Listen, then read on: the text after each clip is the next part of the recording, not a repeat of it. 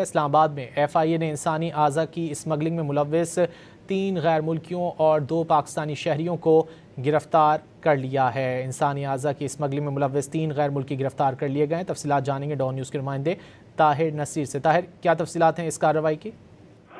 جی دیکھیں، ایف آئی اے نے اسلام آباد میں انسانی اعضا کی غیر قانونی خرید و فروخت پکڑ لی ہے۔ ایف آئی اے اور ہوٹا ٹیم کے F7 اسلام آباد میں انہوں نے چھاپا مارا ہے۔ چینی باشندوں سمیت 5 افراد کو انسانی اعضا کیس میں گرفتار کر لیا گیا ہے۔ چھاپے کے دوران بڑی مقدار میں انسانی پلاسنٹا برآمد کر لیا ہے۔ تازہ خشک اور پروسیس شدہ پلاسنٹا کا ذخیرہ قبضے میں لے لیا گیا ہے۔ ملزمان اسپتالوں سے انسانی پلاسنٹا حاصل کرنے میں ملوث پائے گئے ہیں۔ ایف آئی اے قوم کا یہ کہنا ہے کہ پلاسنٹا پشاور، راولپنڈی اور لاہور کے اسپتالوں سے جمع کیا جاتا تھا۔ پروسیس شدہ پلاسنٹا کو غلط ظاہر کر کے بیرون ملک بھیجا جاتا تھا۔ ملزمان پلاسنٹا کو بھیڑ کے اعضاء ظاہر کر کے برآمد کرتے تھے۔ ایف آئی اے نے یہ بھی انکشاف کیا کہ تحقیقات میں ویتنام کو پلاسنٹا برآمد کرنے کا ملزمان نے انکشاف کیا ہے۔ پروسیس شدہ پلاسنٹا ادویات کی تیاری میں استعمال کیا جاتا ہے۔ ملزمان نے مقامی سلوکاروں کی مدد سے نیٹ ورک قائم کر رکھا تھا۔